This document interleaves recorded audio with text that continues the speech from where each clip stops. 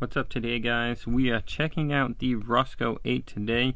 So there have been some major changes with this one, as with many of them. The Rosco 8 is one of the three which had some major changes to it. So again, this one has switched from the 27.5-inch wheels to the 29s, has those 2.6-inch tires instead of the 2.8, and now has a 140mm suspension fork as opposed to the 120 of previous years. The head tube angle, the seat tube angle have all changed. Check out the kind of brief overview video of all of them if you want more information on that. This year it's coming in two new colors.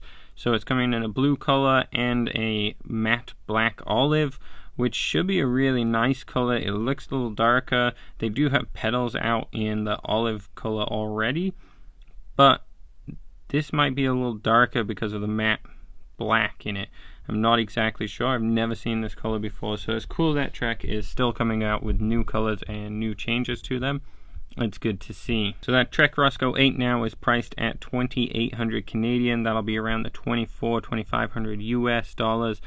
That is a good amount of money for a hardtail mountain bike. This does come with some serious specs though. So the Trek Rosco 8 is definitely for that playful trail bike kind of person. It's still where the Rosco was, but essentially they've made it even better as a trail bike, and this is going to be something a lot of people are looking for.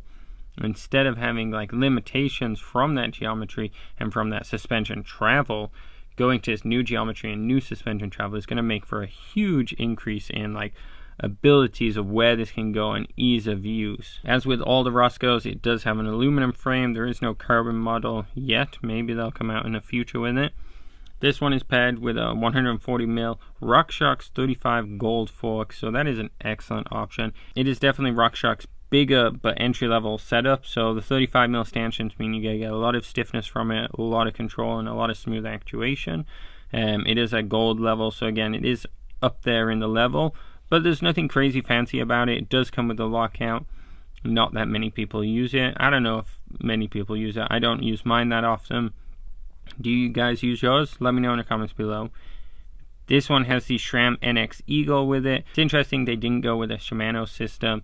I know the Dior has been very popular in the 10-speed, and then everyone still seemingly switches straight to that NX. The value in it is really good. It shifts really well. And honestly, I think there's still a lot of draw to the Eagle series. People like the name of it. People like the way it works. The only people who don't like it are people who've been on long-term Shimano forever. It does come with 4-piston brakes. Again, a nice upgrade from what they used to have. Definitely not the highest end 4-piston brakes, but this is going to have a lot of stopping power because of it.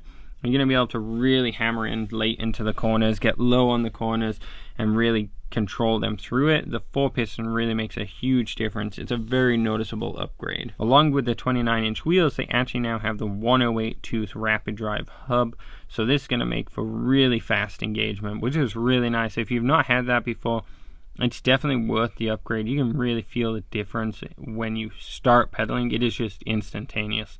It's not like it's a delay, and until you try it is really hard to see, but it's worth it. Alright, so the frame itself all has internal derailleur and dropper post routing. It does have ISCG mounts, a threaded bottom bracket, and Boost 148 in the rear.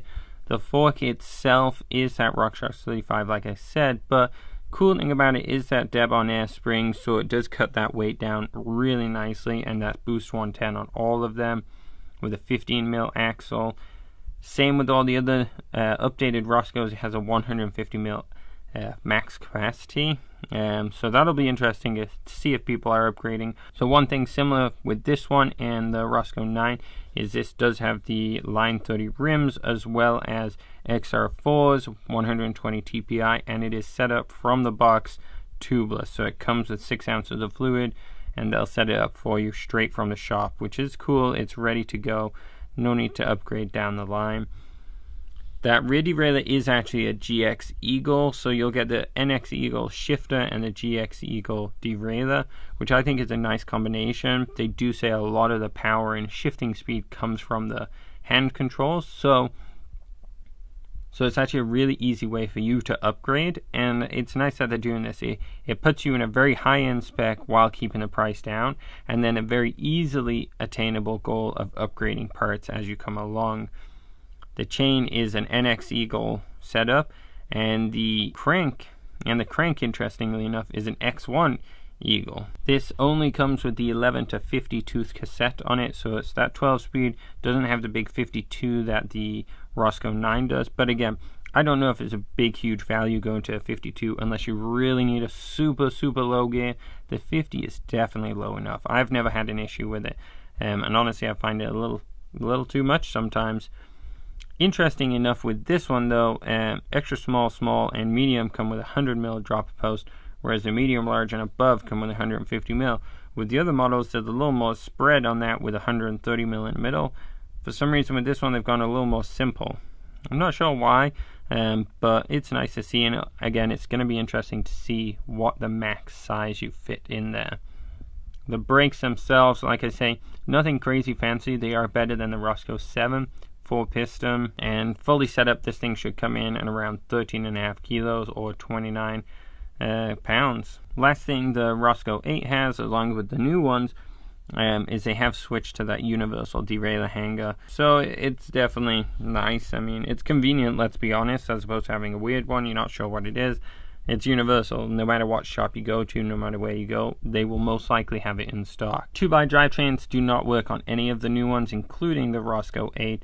So don't even try. I don't think many people are even looking for a 2x, but it is kind of nice to know. So yeah, the Rosco 8 is definitely for someone a little more serious into trails. This is coming with some serious part spec to it, and Trek has really pitched it out well, and Trek has really figured out a really nice sweet spot on part spec where you're getting high-end stuff, but the price isn't crazy. I mean, it's getting up there, but you get a lot for your money now.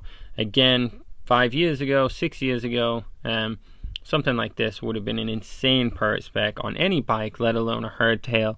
So to have this on a hardtail and this geometry, like people who are just getting into this sport and looking to spend $2 to $3 grand, the better options now might be, instead of a full suspension, is to go with a higher end hardtail, because instead of an uncomfy cross-country machine that once was, you're now getting a trail machine which is going to just slap, which is just going to go really fast, really smooth, and be really responsive through the trails.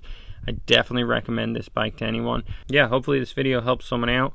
It's just a short little one, the Rosco 8. The Rosco 8 for 2022 is coming, so I'd get your order in quick. Alright guys, good luck.